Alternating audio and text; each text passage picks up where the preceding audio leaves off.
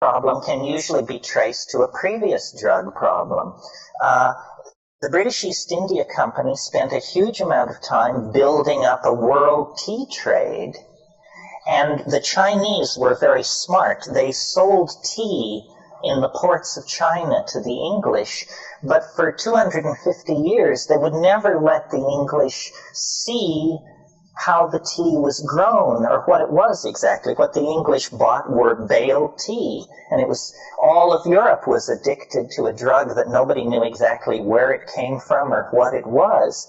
Well, then eventually the secret was lost. Stolen, let's be frank, friends. Eventually the secret was stolen, wrenched from the hands of the Chinese, and the English began furiously growing tea in Ceylon.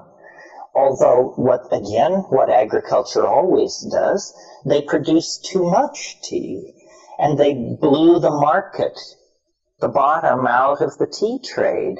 So here's the British East India Company with this huge infrastructure, coaling stations all around the world, and a vast fleet of tea ships, and nobody can sell tea and make any money. So then they said, well, let's put Indians to work in Goa and we'll grow opium. I said, well, but opium, isn't that a drug? That's not a good thing to do. He said, well, no, we're not going to sell it in England. That's not the plan. We'll sell it in China. You know, there are more people in China and they're not English, so let's let them have it. So that's why the tea traders became opium traders. And that's why the Opium Wars were fought, was to protect English mercantile capitalism from the effects of the collapse of the tea trade. The Japanese, when they invaded Manchuria in the Second World War, they immediately began producing heroin and opium in vast amounts, not then as an economic strategy, but as a strategy to break the will of the Chinese population by encouraging addiction. And there was vast amounts of opium addiction. If any of you saw The Last Emperor of China, you recall that his mistress was severely addicted to opium, and it depicted it in a number of scenes.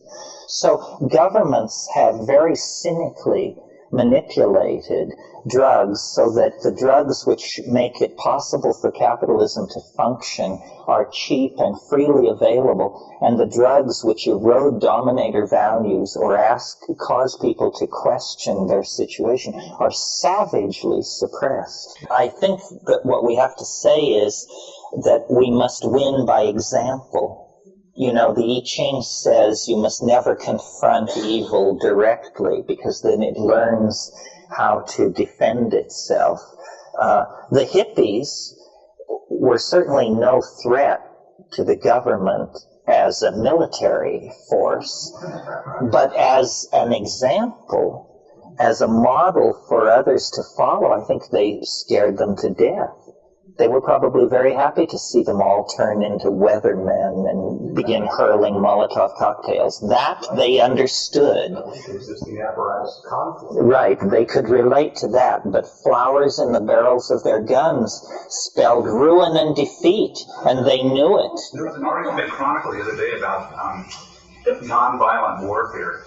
The idea of, what drugs or gases or whatever that'll just temporarily disable people to prevent physical aggression in war. And so I think that's a step forward in a way. I think it's a step forward, although it was hatched by the military-industrial complex in a desperate effort to keep the money flowing. They're so frantic, they're willing to cut a deal at this point. A kinder, gentler warfare is what we're talking about here. Yeah. So back to basics, in terms of, that it dissolves the ego and it shows you the true size of the world, and it's a humbling experience, and it's a religious experience, really, is no longer, just like he was saying, that's not so. So isn't the basic question how to get to that without using the machinery? You mean without using the drugs? Yes. I mean, isn't that the basic question? It's, you can tell them all to stick it up wherever, and you go on and you continue your religious, humbling, ego-dissolving experiences without... Well, the problem there is it possible? Is it possible to attain these states any way other than with drugs? And this is usually comes around at some point in these weekends as a bone of contention, because we live in a society that offers an endless smorgasbord of non-pharmacological forms of spiritual advancement. I mean, there's first of all the orthodox forms of religiosity. You can study the Torah, you can study Christian theology, or you can be a holotropic breather, or you can, it's endless, this stuff. I am very lumpen, and this is where I feel myself to be the most crude among us, because none of this stuff works for me. And in my darker moments, I even say it doesn't work for anybody. But I always get a person, there's always somebody who assures me that it happens for them naturally. And I just, lucky for you, you're saving a pile of money. The rest of us are going to spend our whole lives trying to get to it. But basically, I'm very skeptical. And then the other problem is, if you don't do it with drugs, it seems like there's always some weird beard personality in the picture. Babaji, or Shri Muckaround Hamarubi, or Lama so-and-so, or Sister somebody. And these people are inevitably pathological. I mean, wouldn't you be if you were Sister somebody? And I think drugs are much safer than gurus. Gurus are, it's part of this thing. We don't want to take responsibility for ourselves. And I guess, I'm loathed for saying this, because I just blow the whistle on all these people who have very good livings and are surrounded by adoring fans. And people are perverse. And by people, I include myself in that. I mean, people are perverse, and one of the things they like to do, you see, is they like to surrender if it's safe. And so here you have two choices. You can take this plant drug, which is in use among the witch doctors of the Amazon, and about which there are all these extravagant and horrifying stories, and maybe you'll go mad, and maybe you'll be enlightened, and maybe you'll see God, or maybe you'll be devoured by a giant snake. You can choose that path. Or you can just sweep up around the ashram for 10 or 15 years and make sure that Babaji always has a bowl of brown rice at his elbow, and he will lift you up and do the thing. And people say, well, I think I'll go with Babaji. I don't want to. And what it is it's a fear of surrender.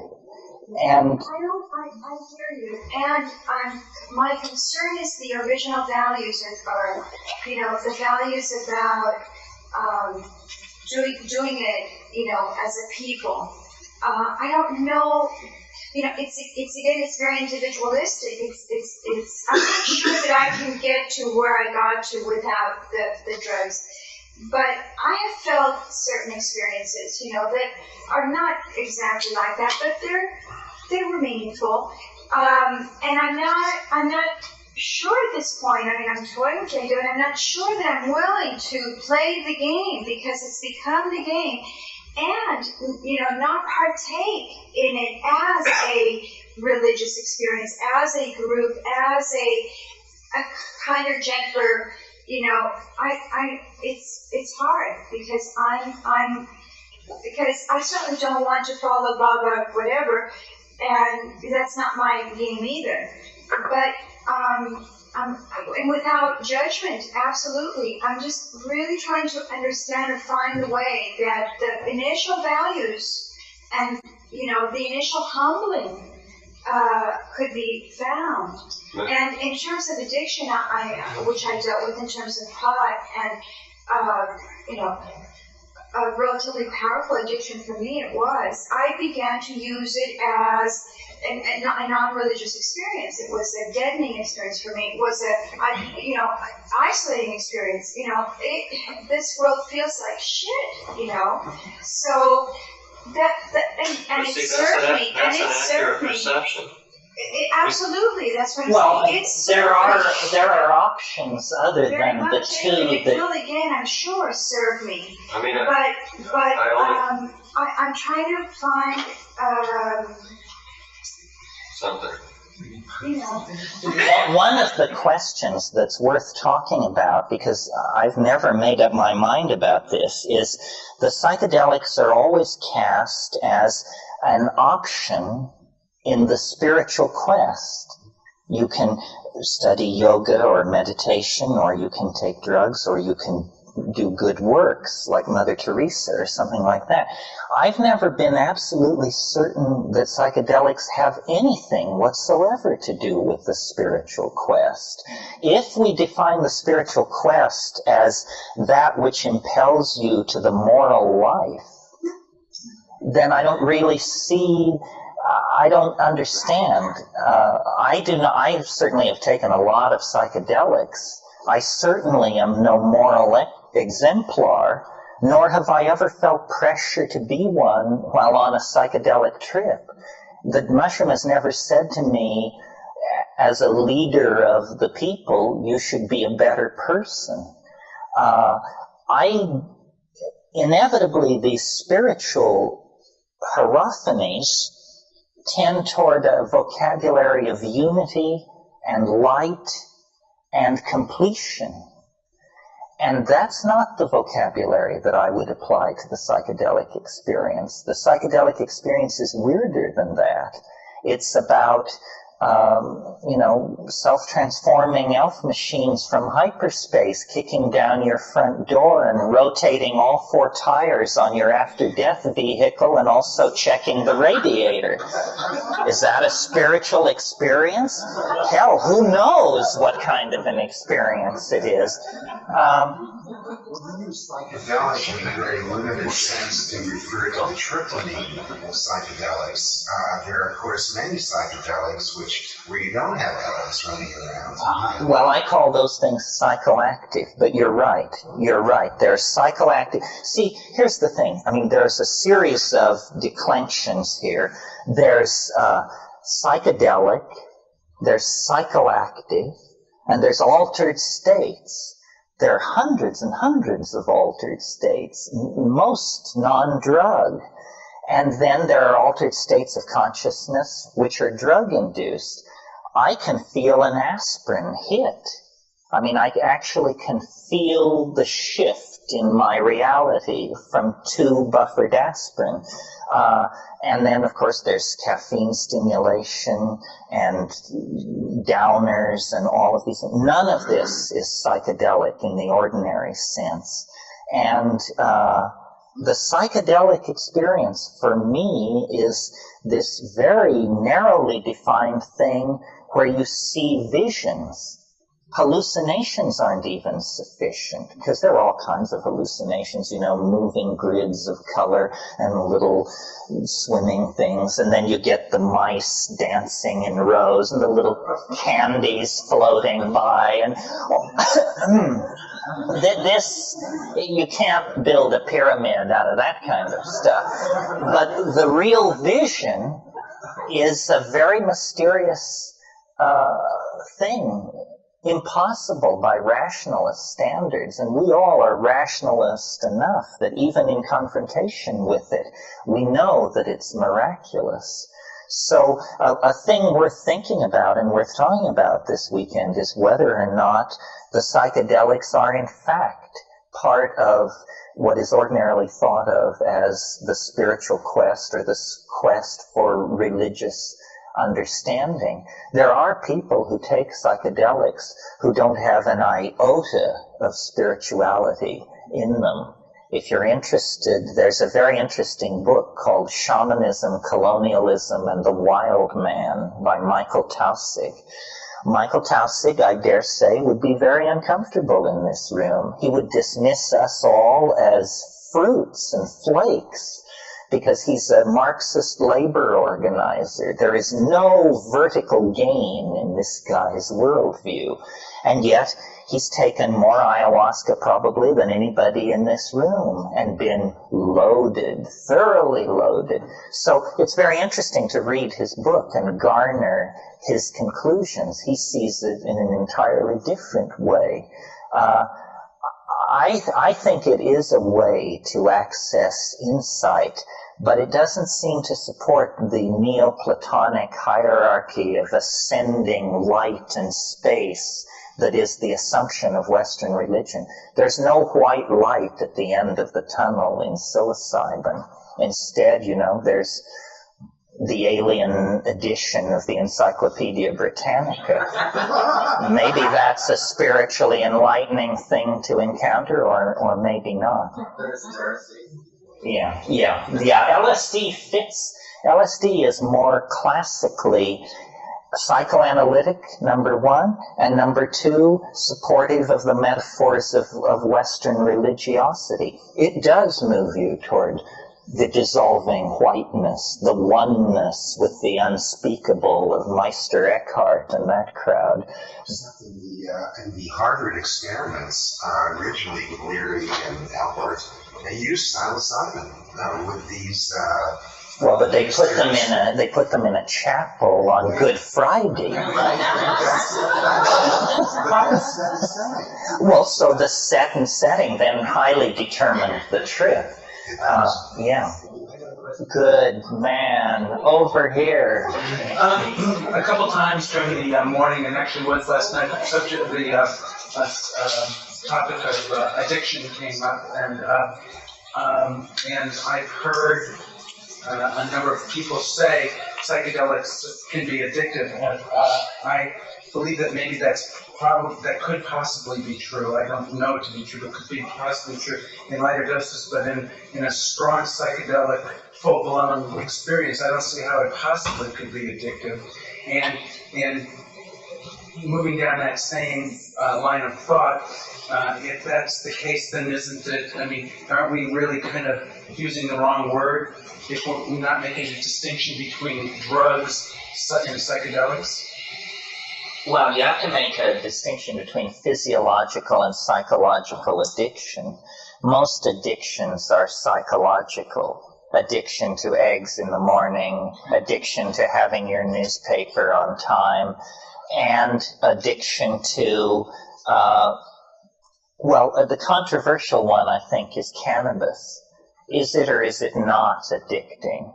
And I've had occasion to fiddle with this in the course of my life, and I think the answer is fairly complicated. I think the answer is yes, sometimes, or no, but sometimes yes. A year or so ago, I was in therapy and had a lot of problems with my relationship and so forth. And I was in therapy with this woman who I really respected a lot, and she seemed very bright. But strangely enough, she knew almost nothing about drugs. And it was a weird thing for me to have a therapist like that. And she kept coming back to this thing about cannabis, and she'd say, well, now, how many times a day do you get stuck?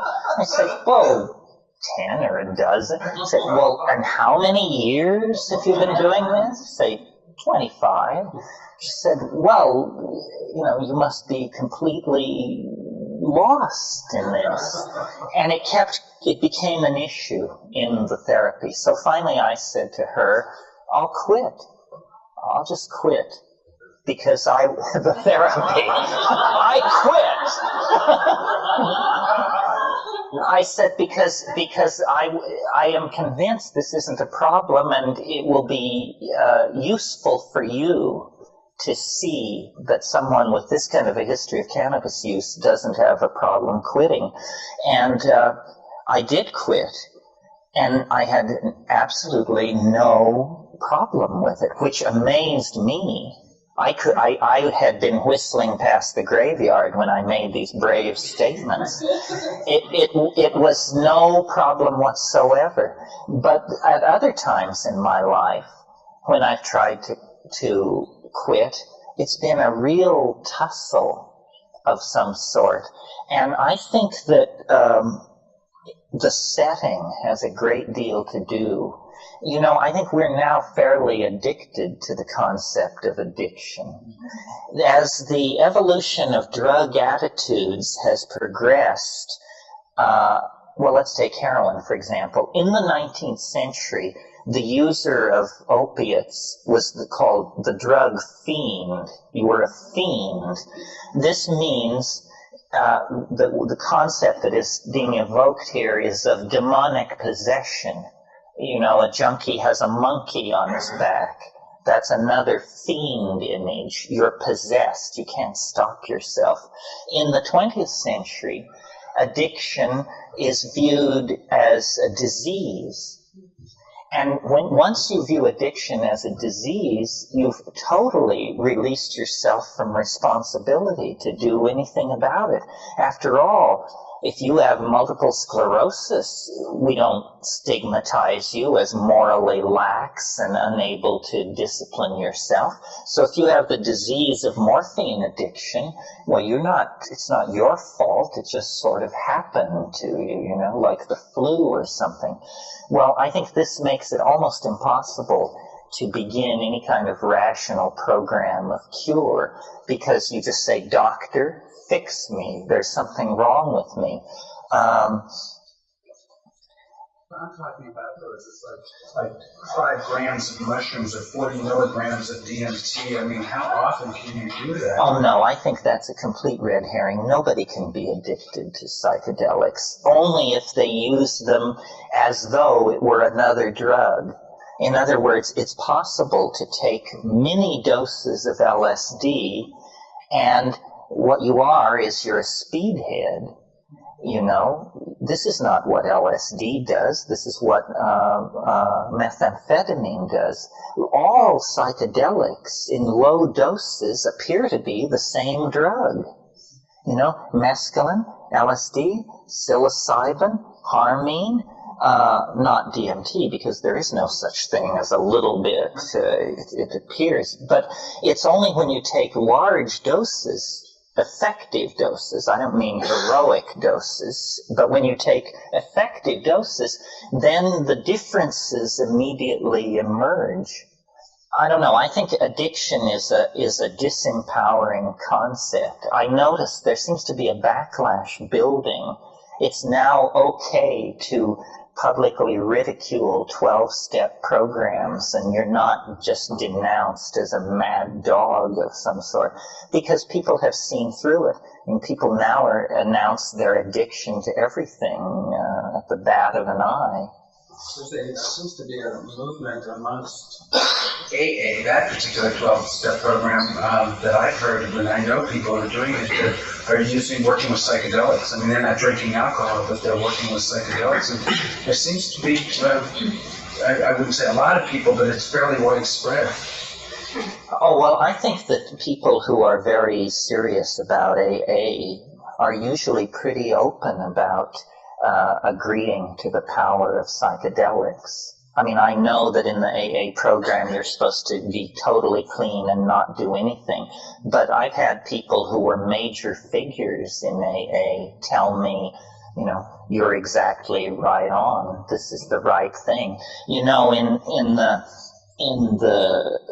early 60s, when LSD was first being explored by psychiatrists, they began giving it to people, chronic alcoholics, and they were getting close to 80% cure of chronic alcoholism with a single exposure to LSD. Well, that doesn't mean that LSD is the magic bullet for alcoholism. That would be hard to feature.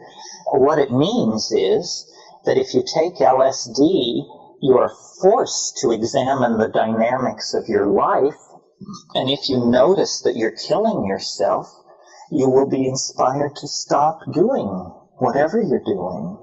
I mean, it can be alcohol, it can be hard drugs, it can be that you're mean to your wife and children, it can be that you're chiseling your business partner, and on the LSD you say, hey, that's not a smart thing to do, I shouldn't do that. And then you can usually muster the energy to stop.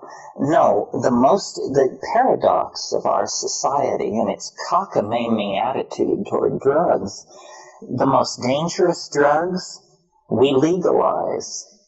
The drugs that do the most social harm, we create mega industries out of them.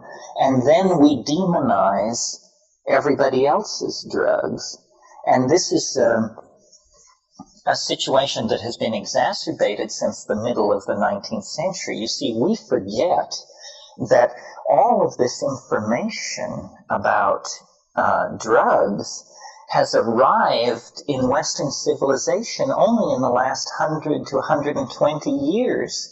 In the same revolution in thinking that brings Darwin's theory of evolution and an awareness of, let's call it, the relativism of culture. Suddenly we realize that there are Shinto and Zen and shamanism and Hinduism and all of these things also brought the arrival in Western culture of the information about extremely exotic drug habits or drug usages that were very localized until very recently. I mean, ayahuasca is a good example. In our lifetime, ayahuasca has gone from being the subject of William Burroughs and Allen Ginsberg's book, The Yahé Letters, where they actually had to make the equivalent of a spiritual pilgrimage to South America to sort through this. It's gone from that to Brazilian missionaries of these ayahuasca religions setting up camp in Malibu and Boston and Berkeley and turning people on. Other drugs, psilocybin, an even more dramatic example. In 1953, the use of psilocybin was restricted to certain Mazatecan Indian tribes in central Mexico, thanks to the promulgation of home methods of cultivation. Now it's a standard item on the psychedelic menu of most high-tech industrial cultures. So we haven't really had time to assimilate all this and make sense of it. Addiction is simply what's the word? A shibboleth? Is that the word? It's a false boogeyman. I mean, our real addictions are to status, property, money, and power over others. I mean, if you got that under control, I think people's relationship to opiates would be a minor part of the agenda.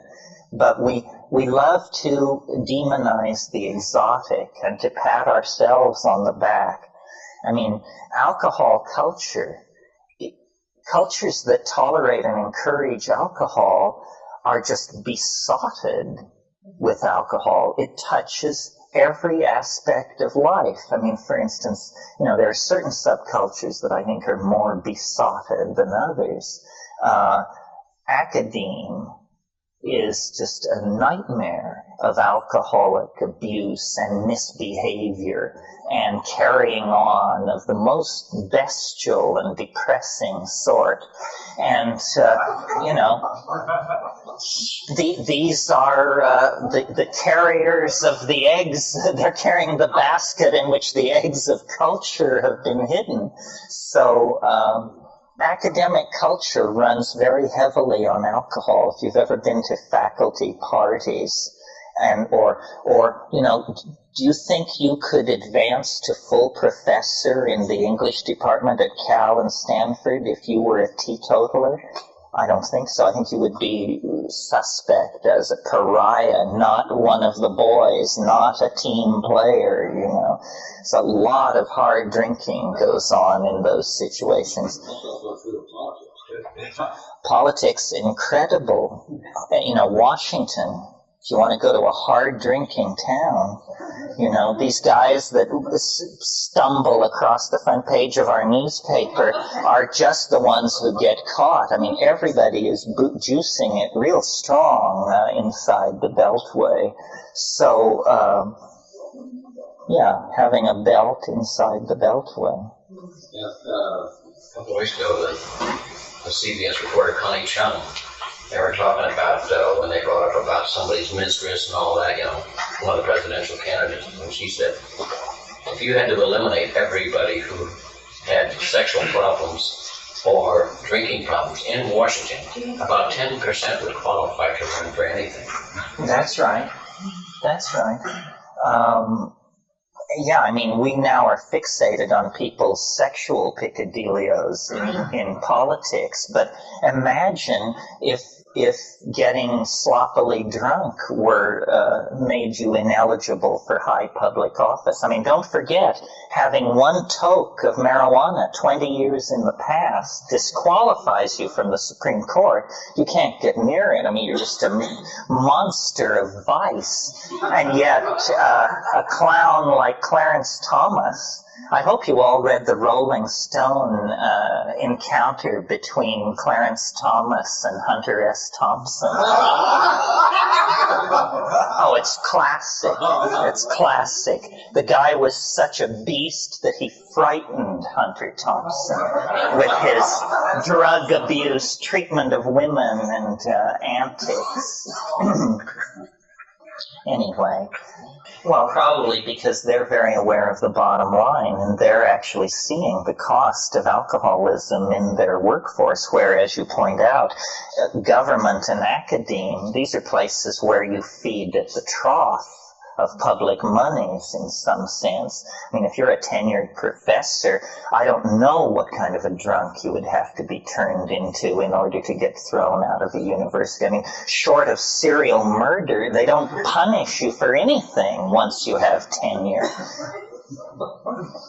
There's a lot of contextualizing of drug experiences. For instance, the Chinese school of poetry surrounding Li Po, who was a Tang Dynasty poet, it was alcohol. Alcohol was their drug of transcendence. And these groups of poets would get together and they would drink heavily, and then they would declaim poetry, and scribes would write it down, and we inherit this as a corpus of sublime artistic outpouring. And yet it was created in an environment which we identify with a very low consciousness state. So yeah, it is a contextualized thing, definitely. So we finished with that for the moment? We can always go back. Well, I thought, I sort of try to divide these things into different domains of concern, and I thought of the morning as sort of the sociological, anthropological, historical shtick. And then I thought maybe what we should do this afternoon, mainly because it's my favorite part, is to talk about the content of these experiences. Not only because it's fun, but because one of the things I've discovered in trying to wage this kind of career is it's because we are talking about something invisible and an experience, and because we can't all drop here in this room and compare notes, it's often hard to get everybody to the same starting gate. People have entirely different notions of what you actually mean when you say a psychedelic experience. Most people, even straight people, have had what they call a drug experience. They either remember the time they drank a whole bottle of cough syrup, or the time that, they went in for minor surgery and were given an anesthetic, or the time they had root canal work, and everybody eventually, it's hard to live a life where you don't eventually get your mind altered. This does not set you up for the psychedelic experience. And because there's no consensus about this, it's worthwhile talking about the gradations and what is really possible. At the broadest level, you have what are called altered states. And altered states are any state different from the state you were just in, So if you have a double espresso, you enter an altered state. If you climb a mountain in 3 minutes, you have an altered state. If you dive into cold water, altered state. And there are thousands, an infinitude of these altered states. I mean, if states didn't alter, life would be pretty boring. The moment-to-moment experience of being is an experience of altering states. I'm horny, I'm sleepy, I'm pissed off. These are all altered states. Then as you close in through the concentric circle of this particular mandala, you come to, psychoactive, the impact of psychoactive drugs. Now we've eliminated jumping into cold water, climbing mountains. Now we're firmly in the domain of drugs, substances of some sort, and it includes foods. I mean, you all know what an MSG flush is like. Well, or do you? Does everybody know what I'm talking about? Chinese restaurant syndrome? Okay, well that's a metabolite, a monosodium glutamate, being taken in excess amount and causing an altered state. It's a kind of you could think of it as a drug. Anything which changes your mind can be abused as a drug. Jalapeno peppers are in many shamanic societies. People eat huge amounts of jalapeno peppers and identify the feeling as power. And they say, I am building my inner heat so that I can cure. It's a very conscious kind of thing. Well, then there are the more traditional psychoactive states of tranquility brought on by tranquilizers, Halcyon, Valium, there's a minion of these things and they come and go, Prozac, or states of agitation, methadone, benzodrine, dexedrine, amphetamine, white sugar, caffeine, theobromine, the active agent in cocoa and chocolate. Each one of these things pushes you into a different state, which is largely emotive and rooted in the body. But when you get to before we talk about the psychedelics, then there are drugs which are mental drugs, which I don't consider psychedelic. And my definition of psychedelic is tighter than most people's. For instance, you may know about datura. Datura is Jimson weed and these ornamental plants with the large white bell-like flowers. Well, if you make a tea out of the leaves, root, flowers, or seed of that plant, it will turn you every way but loose. I mean, it is a completely disorienting, freaky kind of experience with loss of memory, confusion of sequence, delusion of reference, amnesia, projective imagining, so forth and so on. To my mind, it is not a psychedelic state. I call it a deliriant or a confusant. I remember I usually end up telling this story. What put me off datura was years ago when I lived in Nepal. I had this English friend, and we experimented with all kinds of drugs. And one day I was in the market buying potatoes and tomatoes, the only two things you could get in Bodna at that time. And I encountered this guy, and we started just exchanging the news of the day. And in the course of the conversation, I became aware that he thought I was visiting him in his apartment. He was so lost in this stuff that he didn't know we were out in the street, in the market. He thought I had come by his rooms. Well, I just said, that's too stoned. Nobody needs to be that twisted around. I mean, you literally do not know what is happening.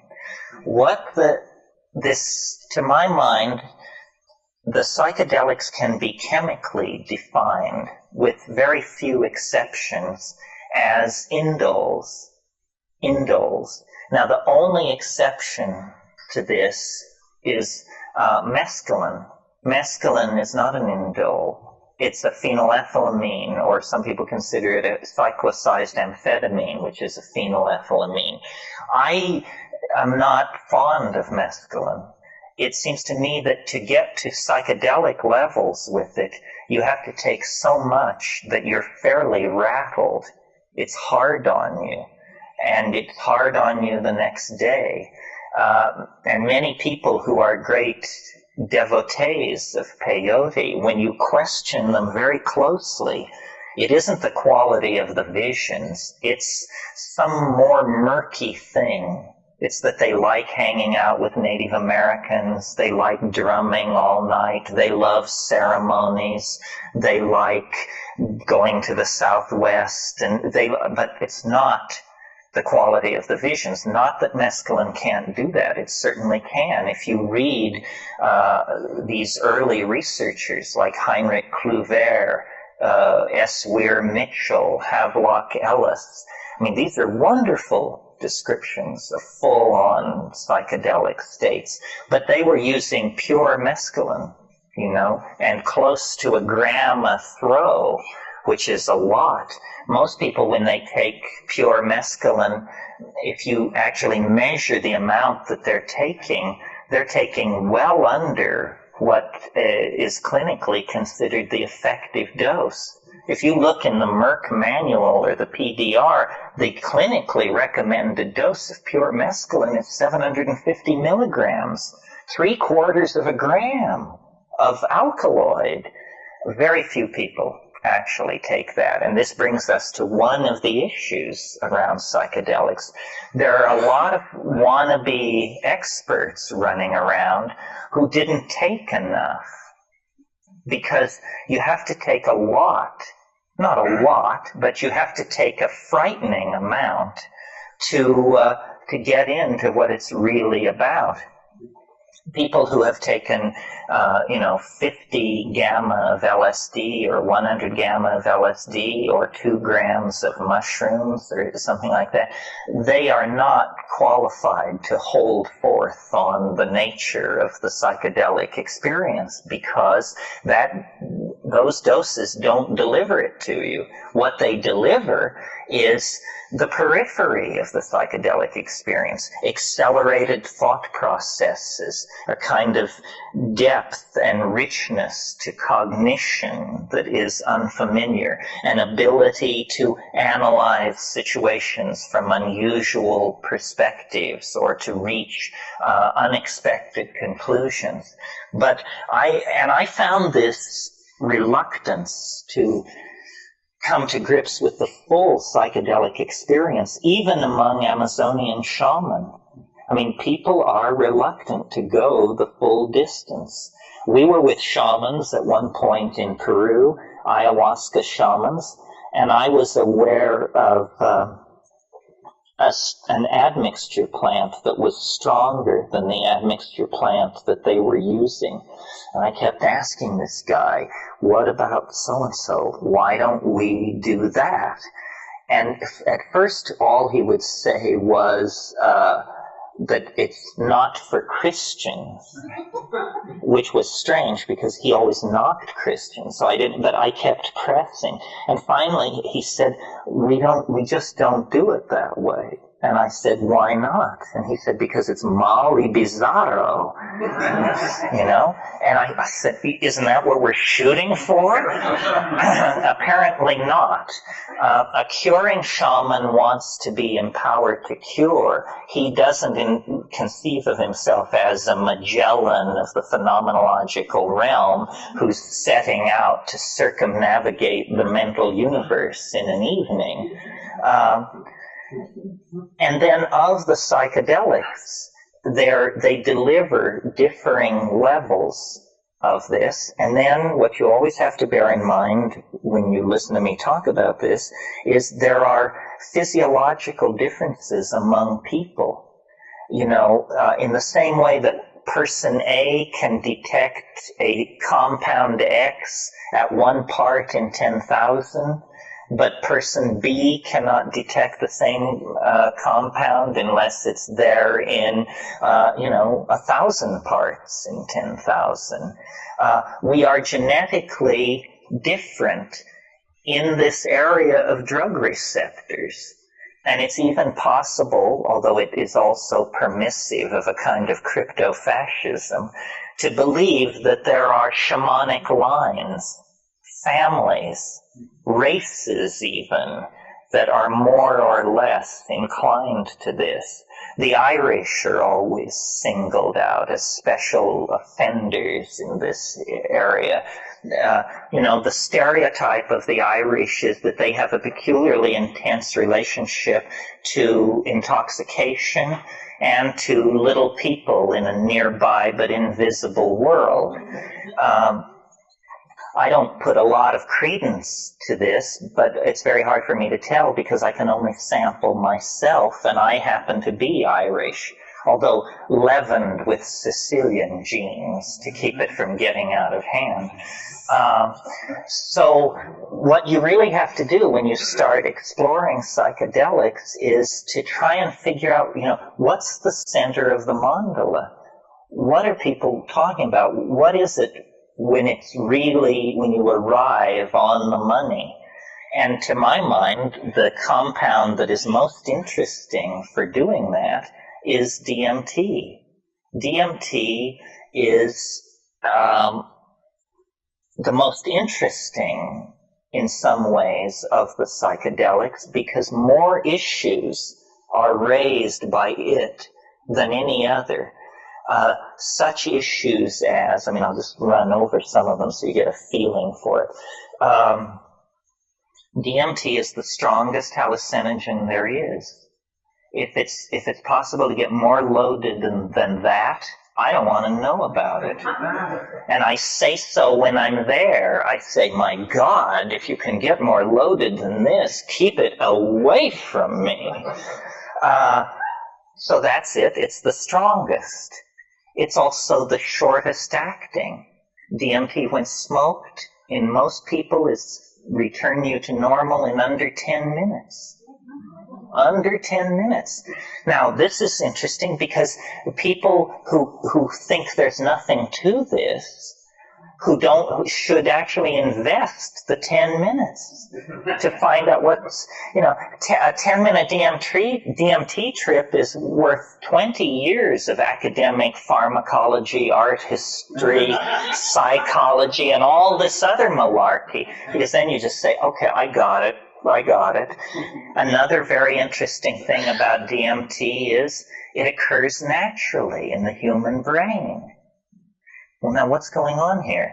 He's saying the strongest drug, the fastest drug, is the most natural drug.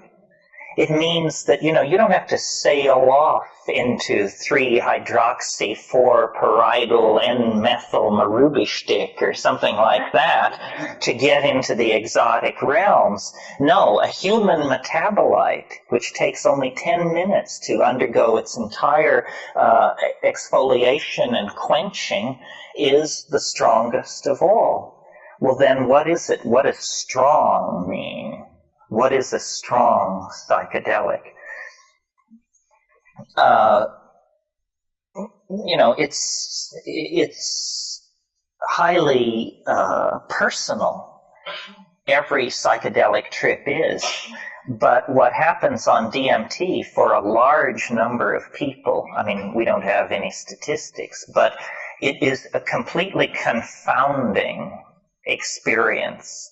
I mean, you may have had the expectation, you might think if you had never had a psychedelic experience, that it sort of begins like the Bach B minor fugue and goes from there as you rise into the realms of light and union with the deity or something like that. That's not what happens on DMT. What happens on DMT I referred to this morning. A troop of elves smashes down your front door and rotates and balances the wheels on the after-death vehicle, present you with the bill, and then depart. And it's completely paradigm shattering. I mean, you know, union with the white light you could handle. An invasion of your apartment by jeweled self-dribbling basketballs from hyperspace that are speaking in demotic Greek is not something that you anticipated and could handle. Sometimes people say, is DMT dangerous? It sounds so crazy. Is it dangerous? The answer is only if you fear death by astonishment.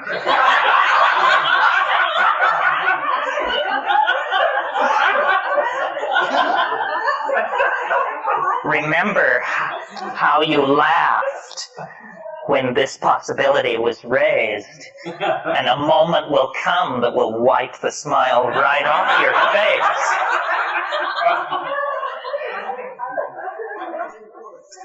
And this death by astonishment thing, well, one thing about it, I mean, let me say a little bit more about it. One thing that endears DMT to me is, I like to say, it doesn't affect your mind. It doesn't seem to affect your mind. In other words,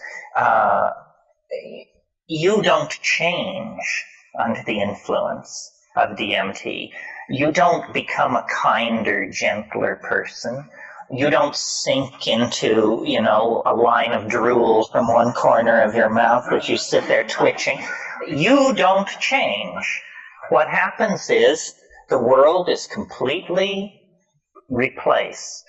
Instantly, 100%, it's all gone. And what is put in its place, not one iota of what is put in its place was taken from this world. So it's a 100% reality channel switch. They don't even retain three-dimensional space and linear time. It's not like you go to an exotic place, Morocco or New Guinea. It's like reality is swapped out for something else. And when you try to say what it is, you realize that language has evolved in this world, and it can serve no other. It takes years of practice. So what you're looking at is literally the unspeakable. The indescribable falls into your lap. And when you try, you're loaded, right? You're there, and you're trying to explain to yourself what's happening. And so this is like you try to pour water over the transdimensional objects in front of you, the water of language, and it just beads up and flows off like water off a duck's back. You cannot say what's there. And I've spent, 25 years fiddling with this. It's become the compass of my inspiration, trying to say what is on the other side of that boundary. Just 2 large tokes away at any given time is this non-Euclidean, non-Newtonian, irrational, un-Englishable place. But it's not smooth and empty and clear. That's not what gives it its indescribability. What gives it its indescribability is its utter weirdness. its alienness, its power to astonish. What happens to me when I smoke DMT is there's a kind of a going toward it. There's a sequela of events which lead to the antechamber of the mystery. I mean, you take a toke, you feel strange. Your whole body feels odd. You take a second toke, all the oxygen seems to have been pumped out of the room. Everything jumps into clarity. It's that visual acuity thing. You take a third toke if you're able, and then you lay back and you see this thing which looks like a rose or a chrysanthemum, this orange spinning flower-like thing. It takes it about 15 seconds to form, and it's like a membrane. And then you break through it. You break through it, and then you're in this place. And there's an enormous cheer which goes up as you pass through this membrane. Some of you may know the Pink Floyd song about how the gnomes have learned a new way to say hooray.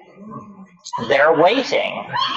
And you burst in to this place, and you're saying, geez, this stuff is really speedy. I mean, that's like describing a space shuttle launching as noisy. You say, this stuff is, and you say, am I all right? Am I all right? That's the first question. And so then you run your mind around the track, and you say, heartbeat, normal, yeah, normal. Heartbeat, normal. Pulse, normal. Breathing, breathe, yes. But what's right here, and from here out is this thing, which no matter how much science fiction you've done, no matter how much William Burroughs you've read, no matter how much time you've spent in the company of the weird, the bizarre, the outre, and the peculiar, you weren't ready. And it's completely real. It's in a way more real than the contents of ordinary reality, because see how the shadows here are muted, and there's a lot of transitional zones from one color to another and so forth. This isn't like that. This is crystalline, clear, solid. You can see the light reflected in the depths of these objects, and everything is very brightly colored, and everything is moving very, very rapidly. And there are entities there. It's not about calling them up or the whisperings of them. No, they're in your face. And they're right here, and they're worse than in your face, because what they do is they jump into your chest, and then they jump out. And so you're like this. And you have to keep saying, keep breathing, don't freak out, pay attention. And the entities speak to you. And they speak both in English and another way, which we'll get to in a minute. But in English, what they say is, do not give way to wonder. Hang on. Don't just go gaga with disbelief. Pay attention. And what they're trying to do is they're trying to show you something. They are very aware of the fleeting nature of this encounter. And they say, don't just spiral off into amazement and start raving about God and all that. Forget that. Pay attention to what we're doing. And then what they're doing is they're dancing around, they're jumping around, they're emerging explicitly out of the background, bounding toward you, jumping into your chest, bounding away, and they make offerings, and they love you. That's the other thing. They say this. They say, we love you. You come so rarely, and, here you are, welcome. And then they make these offerings. And the offerings are objects of some sort. And And now remember, you are not changed. You're exactly the person you were a few minutes before. So you're not exalted or depressed. You're just trying to make sense of this. And the objects which they offer are like Fabergé eggs, or exquisitely tooled and enameled pieces of machinery, but they don't have rigid outlines. These objects are themselves somehow alive and transforming and changing. So when these creatures, I call them tykes, when these tykes offer you these objects, you grok it, you look at it, and immediately, because you are yourself, you have this realization, my God, if I could get this thing back into my world, history would never be the same. A single one of these objects is somehow, you can tell by looking at it, this would confound my world beyond hope of recovery. It cannot exist.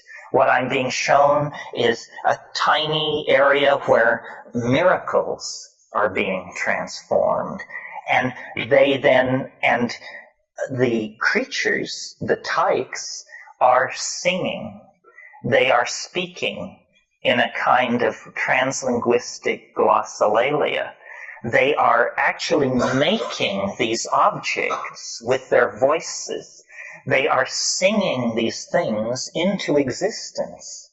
And what the message is do what we're doing. You can do what we're doing.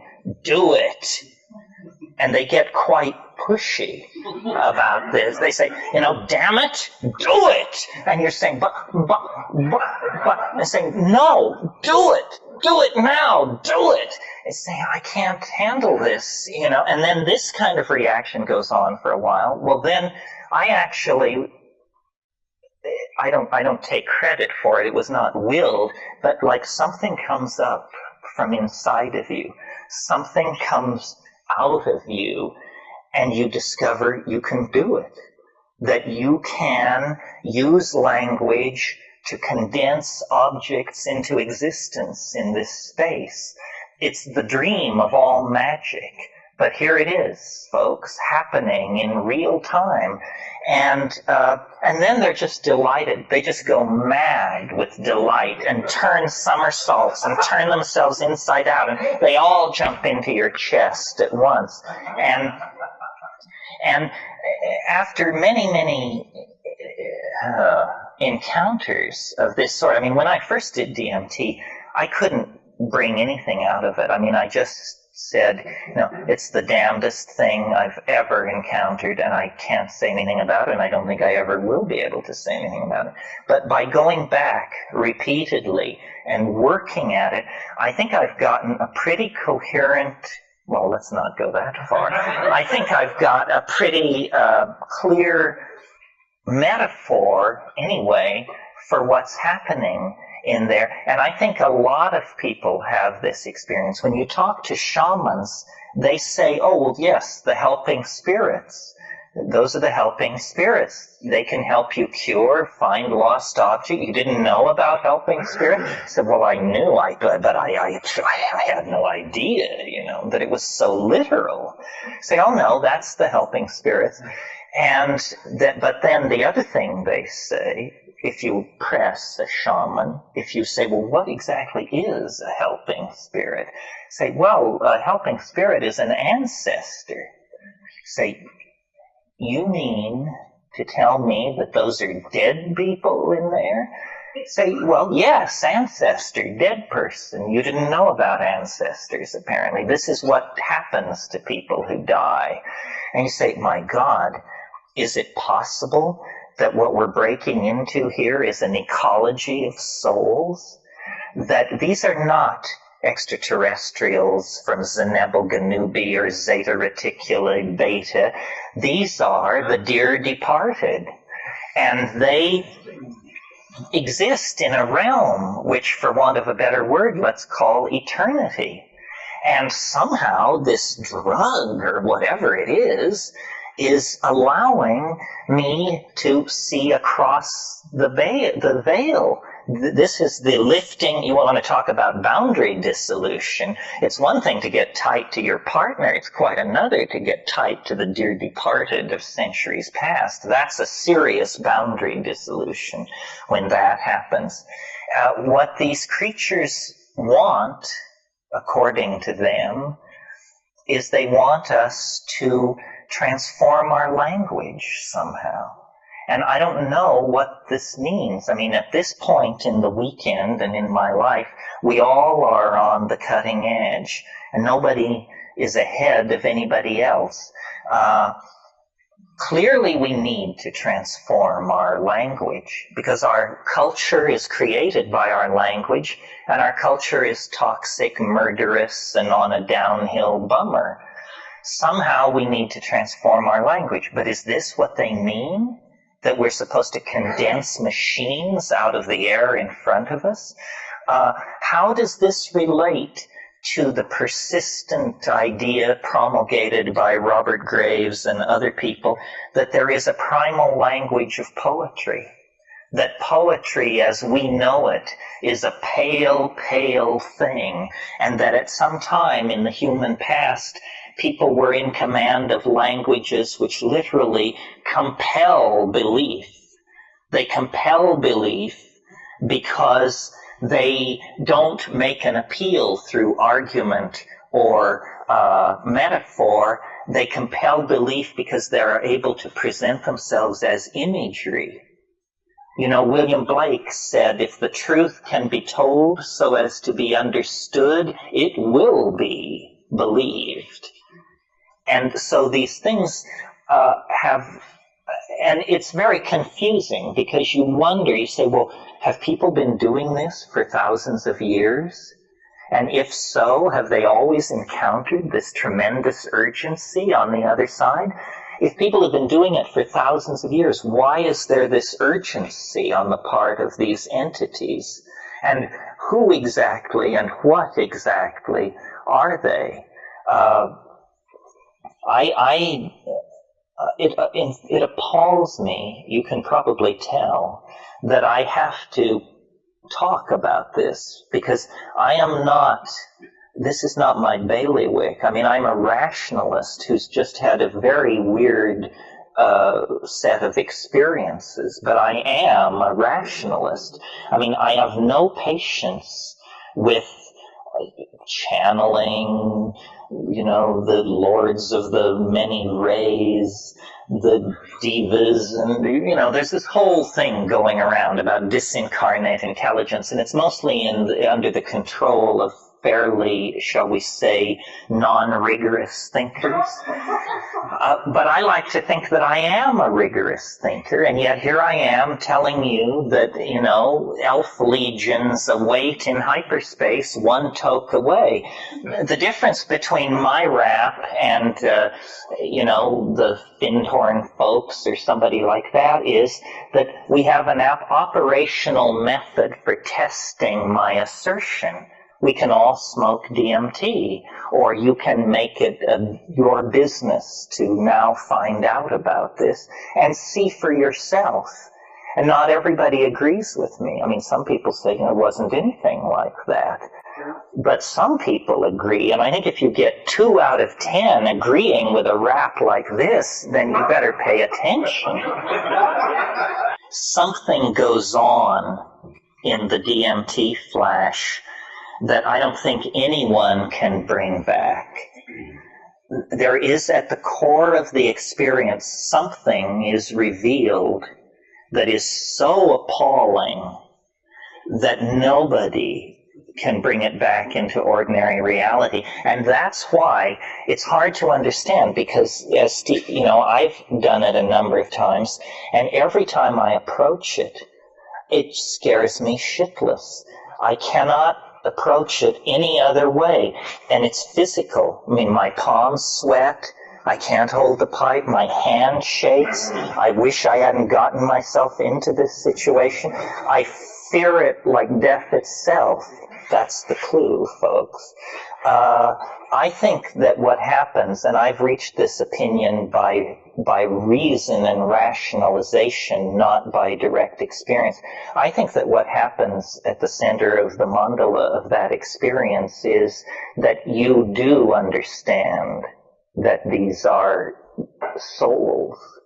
You have some kind of experience which converts you to this view beyond a shadow of a doubt. I'm not saying you meet your dead grandmother, but it's something like that. And that experience is simultaneously so affirming and at the same time so paradigm shattering that you can't retain it. You return to this world with a story of jeweled self-transforming basketballs and Fabergé eggs and a lesson in hyper language.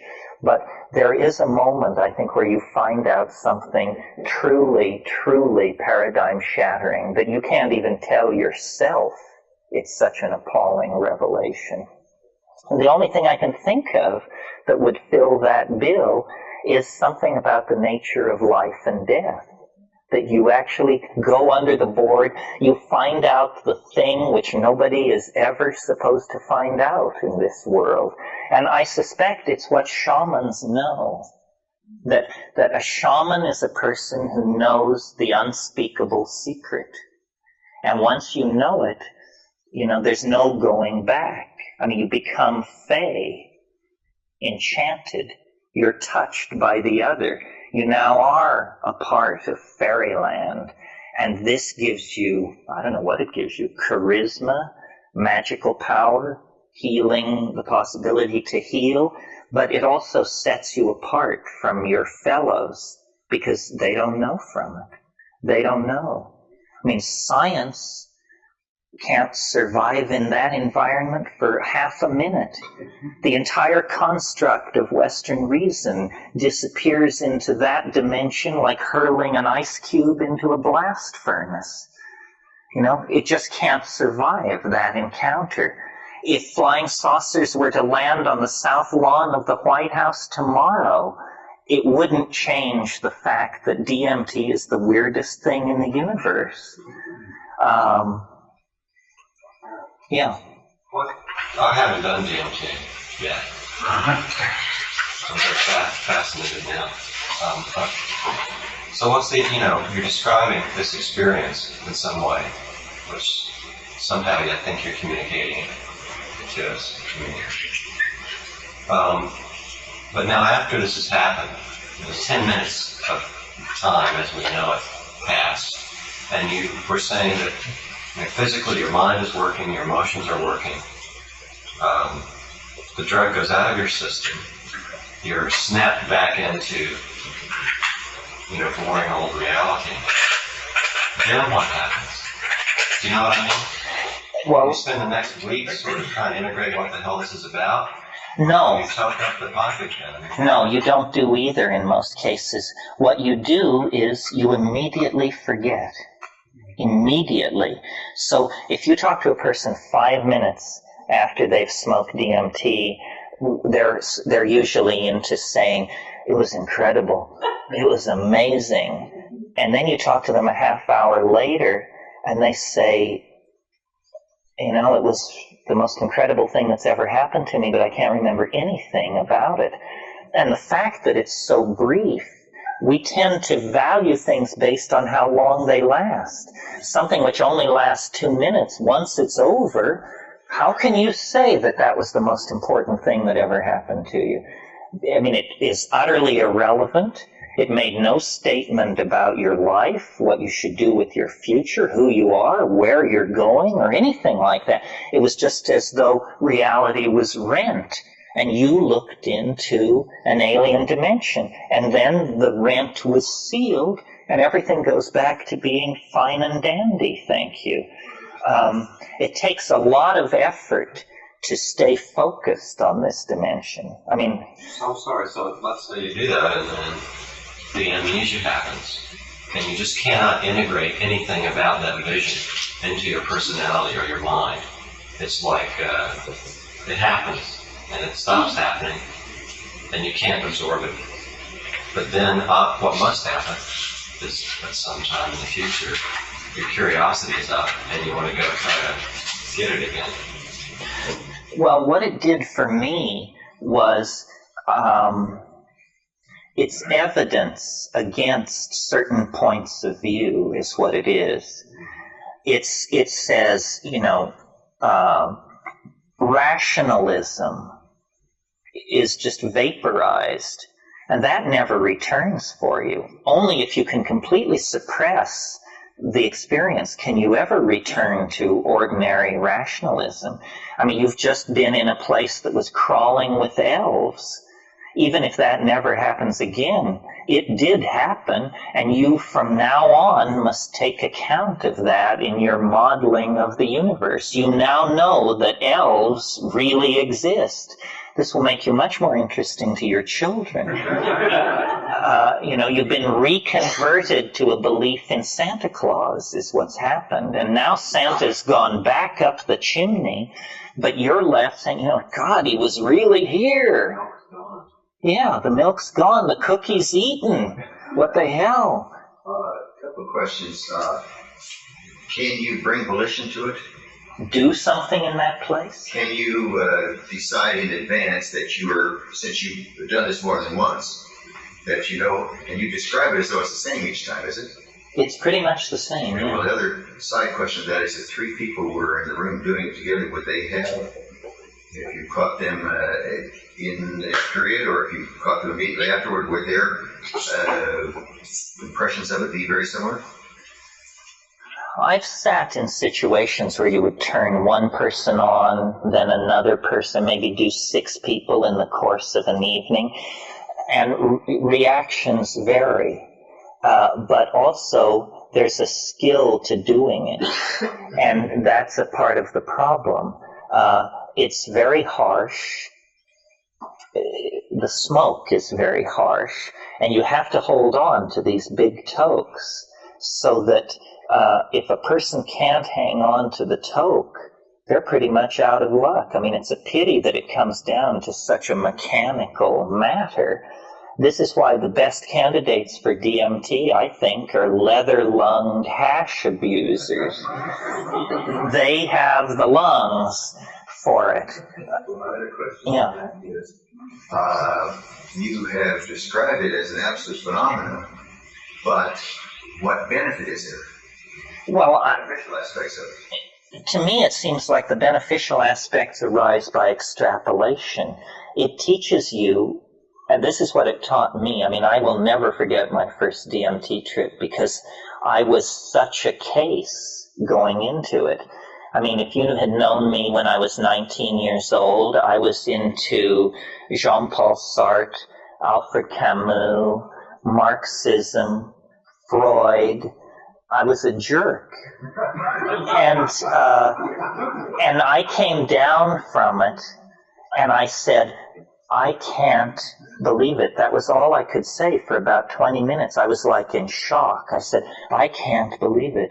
I can't believe it. Jesus, I can't believe it.